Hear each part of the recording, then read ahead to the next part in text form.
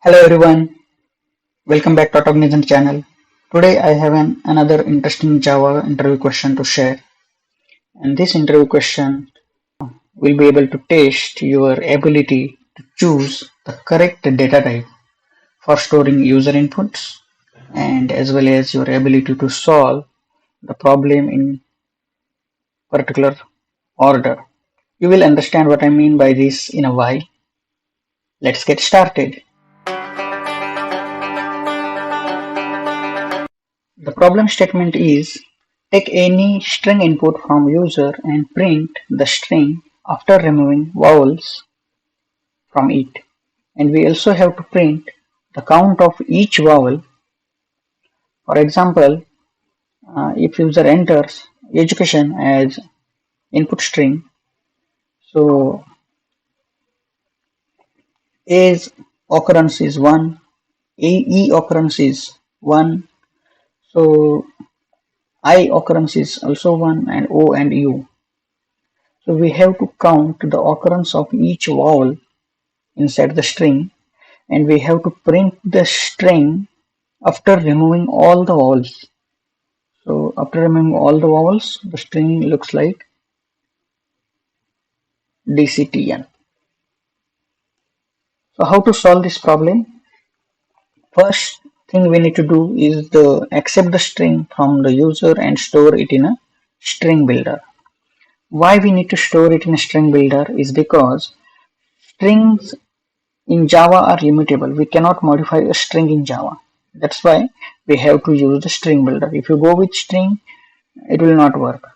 It will not allow you to delete the string. And even if you do so, it will create a new string. So in the same string, we cannot perform add, insert, delete operations in a string data type. So we have to use string builder. Next step would be to create a hash map to store the val as a key and its count as a value. So whenever there is a structure like key value, then you can always use hash map. So before deleting the vals, we will have to first store the val and its count in a hash map. The next step is to iterate over all characters in the input string. We will store the character and its count in hash map only if it is a val. And at last, we will have to delete the val character from the input string using delete caret method, which is available with string builder. So let's implement it.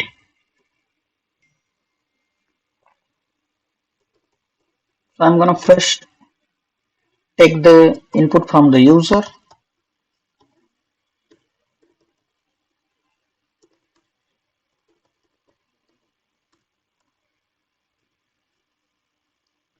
For accepting user input, we will use the scanner.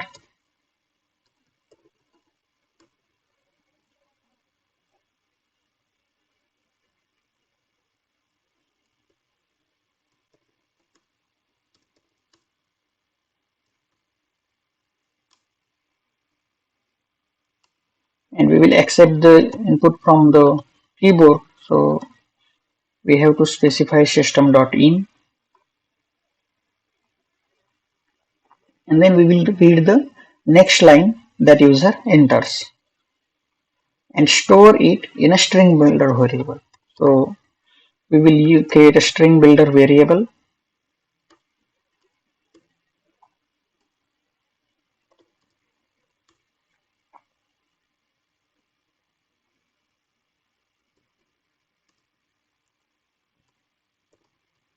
and we will use next line function to, okay, so we have a problem here. So whenever you see such kind of problems, like, so it says change type of str to string. That means the scanner.nextLine returns the string data type. It does not return the string builder.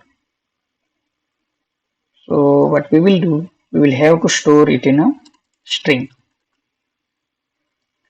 If you are not sure what's wrong, You can always look for a documentation. Let me see if we can find the, yeah. So if you go to the implementation of scanner class, the next line function, its return type is string. We cannot store it in a string builder variable. So first we have to accept the string from the user and store it in a string variable. Then we can close the scanner. So it will stop accepting the input from the keyboard. Next thing, we will create a string builder variable.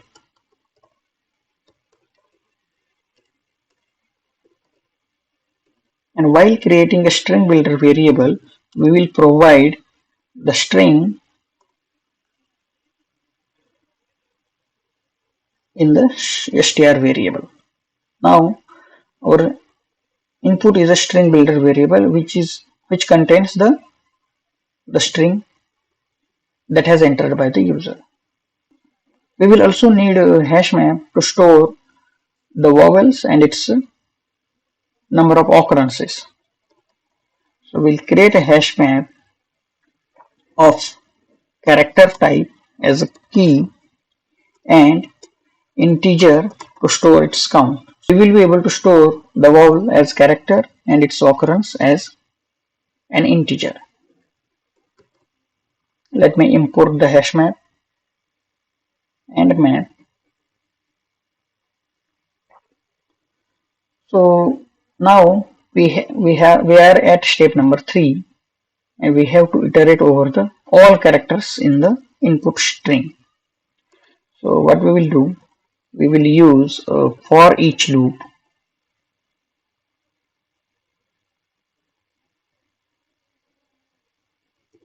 and we will use str.toCharArray function. This will convert the string into character array. So it should be char c. Now next thing, we have to compare if the character is vowel or not. So we will add a if condition for comparison.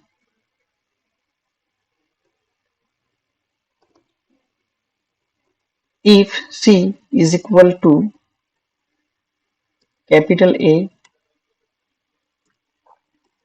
or c is equal to E, like this we have to compare with all the vowels. We also need to compare with small letters. So I'm putting OR condition for each vowels for capital as well as small letters. Okay, so if the current character is equal to any of these vowels, it will go inside the if condition, and in here we have to enter its count. So we will also check if the char is already present in the hash map or not. So data dot contains key,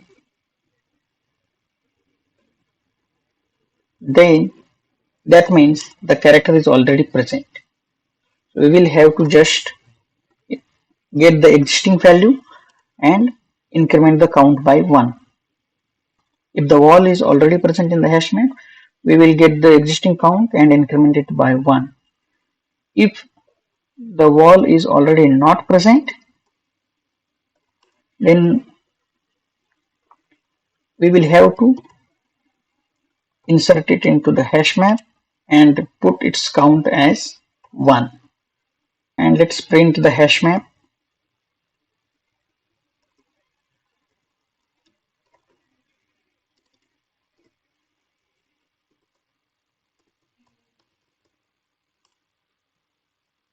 Okay, so the hash map contains all the vowels present in the input string and its occurrences. Now, once we store this data in the hash map, we have to print the string after deleting the vals. So the next step is to delete the vals from the input string.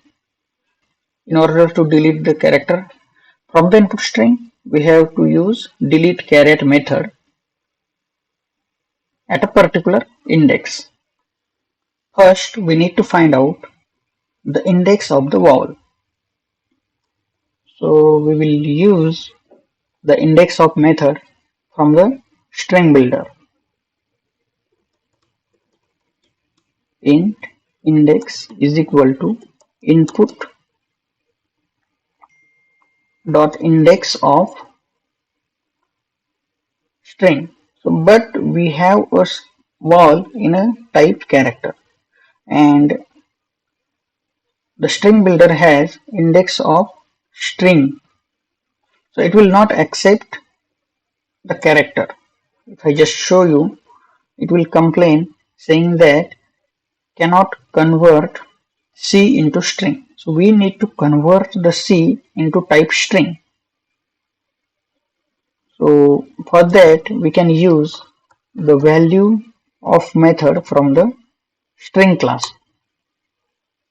We are converting char into string for getting the index. Once we have the index, we can simply use delete caret method input dot delete char at method, and we can specify the index. After deleting the character, we have to store that same string in the input. So for the next iteration, it will take the remaining string so that we will get the correct index after deleting the character. So what we can do is we will print the string builder value after deleting the character. After deleting val,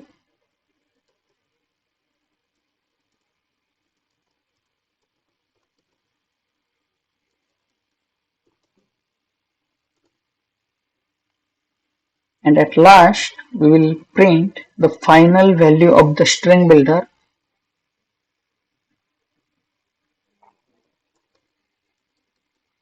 after removing all vals. Let's change the variable name. I don't like input. Let's use builder variable name. We will change it everywhere, and let's print the final output at last. Let me run it once. So enter input string. I will first test with the example that we have. So it is printing the final output string, that is our expected output dctn, and it is also printing the each val and its occurrence in the input string. And we can see how the vals are being deleted from the string builder. Let's run it for one more string just to validate if it works or not.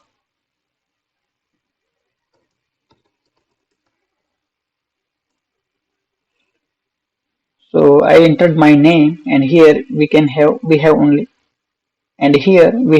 two vals, a equals to 2 and e equals to 1. Remaining all are consonants.